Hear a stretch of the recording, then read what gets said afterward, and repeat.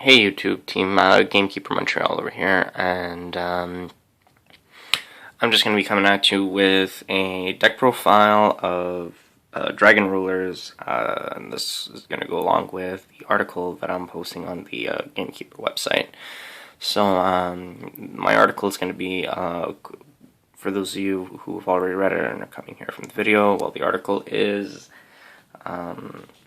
quite simply a Dragon Ruler guide with multiple strategy, but here we go. I'm going to post an actual deck list, version of the deck that I'll be running. After plenty of testing, I think that this is actually one of the better versions of the deck, or probably, in my opinion, the most optimal build. So I'll get straight into the deck list. So, Triple Blaster. Triple Redox, which is probably my favorite dragon in the entire deck. Triple Tempest. Triple Title. For the minis, Double Burner. Double Reactant. Oops. Seem to have mixed them up a bit. Yeah, Double Reactant. Double Lightning, Double Stream. So those are the big dragons, big and mini dragons. We have Triple Effect Veiler, which is one of the most important cards in the deck, not only for its negation effect, but simply because it's a level 1 tuner, which gives you access to the multitude of synchros that you run in the deck. Triple Maxi, which is just huge in the mirror match. Honestly speaking, this card is incredibly necessary in the mirror match. If you don't max out on Maxi, I'm trying to avoid that pun, but if you don't max out on Maxi, it's just simply not that optimal, and you might just get blown out in the mirror match. And conversely, you also need this because you don't always have the Maxi, so whenever you're put under Maxi, you need to stop that. So Drill and Lockbird prevents your opponent from blowing you out.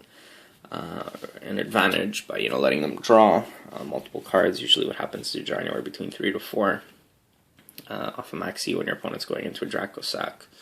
So Drill and Lock is very important. Also, the Spellbook matchup, game 1, is really up in the air. It all depends on who draws better. If Spellbook just draw the Jesus and you don't really have outs to it, then you might just end up losing. So Drill and Lock game 1 is really important, especially against Spellbook. So Drill and Lock Bird. So that's 9 hand traps plus 20 dragons for 29 monsters. And then you gotta run the triple Gold Sark. I'm seeing people cut Gold Sark down to 1 or 2. But I kind of disagree with that, because against the Evil Storm matchup, you kind of need the Gold Sark to get that heavy storm, or get those blasters going right away, so you could pop the Ophions. Because sometimes you might not just always have the breakthrough skill to deal with it. But generally speaking, it's the Evil Storm matchup isn't that hard of a matchup. Simply because there's many outs to it. You could always heavy storm, and then use stuff like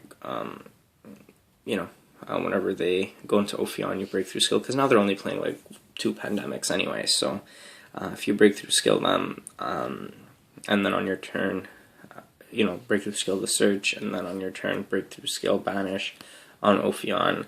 And then you just go off and go to the Ophion, and that's usually the break that you need. So just generally speaking, I don't think the Evil Storm matchup is hard at all. I've yet to encounter any problems with it, and my deck is more focused on dealing with the Spellbook matchup and the Mirror match, and the Mermail matchup, which isn't that hard actually, but simply because you run a lot of hate, such as the Drill and Locks, Maxis, and Veilers, then the Mirror match, the Mermail matchup becomes really easy. But if you look at the results from the regionals over the past 2 weekends, since the set has been legal, you'll notice that Dragon Rulers have been topping more than 50%, and at the top tables, a lot of what you're going to be facing is the mirror match, and you're going to be seeing some spellbook matchups, but Evil Storm just hasn't really been topping, and might eventually go down in play. So the build that I'm proposing right now is a build that would be probably better suited or better adapted to going into a major YCS or a national, so any big tournament. So generally speaking, I think that my deck is better suited to play against, strictly speaking, the meta, which is what you'll be playing against at top tier events. So just to finish out deck profile, triple super rejuve, naturally. 1 Sacred Sword. Some people play 2. I don't like 2 because you don't really want to be banishing your big guys uselessly. Sometimes it's good because you want to dig in deeper to get that super rejuve or to get that Veiler for next turn, or or to get that Veiler simply to you go into that level 8 synchro that you need to go into. So yeah, Sacred Sword is just really important. The only one of the Trinity that I like to call that I run is Heavy Storm. No need for Monsterborn because of Redox. I used Redox almost all the time for his Monsterborn effect, bringing back a Veiler or something, and I don't really need the Reborn. Dark Hole you don't really need. I mean, Dracosac gets rid of problems.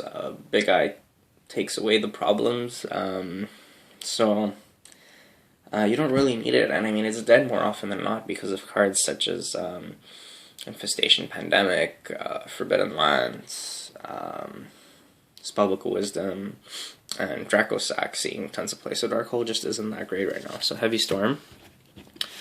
And finally, triple breakthrough skill. I know, odd rarities, and I really hate that, but anyway. Triple breakthrough skill, which is probably my favorite card in the deck, which just stops about anything. I've had people say, "Oh, run compulsory," but I'm like, no, I'm not gonna run a cheaper card just because it's cheaper and does puts in nowhere near the amount of work that a card such as breakthrough skill does. Generally speaking, breakthrough skill is probably the best card in the entire deck of dragons, and it really, I mean, okay, that might be a bit of an overstatement because the dragons themselves are inherently broken, but breakthrough skill just puts in so much work, and I find really pushes the deck over the top. So, that being said, here is the extra deck. So, triple Dracosac. Triple Big Eye. I still play Triple Big Eye because out of fear that I might in one game need the third one, but I hardly ever go into one simply because and if ever I do go into one, I'll end up popping it because I really hate getting into the Big Eye War, and I think it's so bad and such a waste of resources that you just end up losing because of it. Big Eye should be restricted and used to only using it when you know that you're going to win that turn. So yeah, Big Eye. Biscaio switch is really, really good in the mirror match because you could just, turn off the Big Eyes and the Draco Sacs, but there's ways around it, so you got to be careful in that sense. Gaia Dragon. If you play with Bury, Gaia Dragon gets infinitely better, but even at that, I mean, it's still great to run through a token. So you got to be careful with that. You'll be able to win a couple of games off cards like Gaia Charger. Are really huge in the mirror match, as is Red Dragon Archfiend, because you could just blow up all the tokens, and generally speaking, really good. Scrap Dragon. I'm seeing a lot of people drop Scrap Dragon in favor of Bury, but in situations where you're under goes in match and stuff like that, or Imperial Iron Wall, Scrap Dragon is a really, really great out to getting out of those situations. Well, not so much goes in match, and goes in match you usually go into Draco Sac, sorry about that, but stuff like Imperial Iron Wall, a baby and a Veiler, or a baby and a live Redox, will give you a Scrap Dragon. So Crimson Blader, really huge in the mirror match, even against mirror males also. Puts them in a really, really bad spot.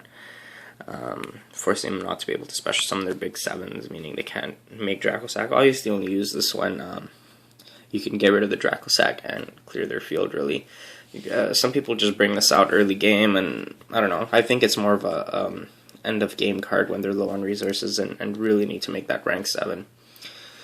Colossal Fighter, huge card which some decks just simply cannot get rid of.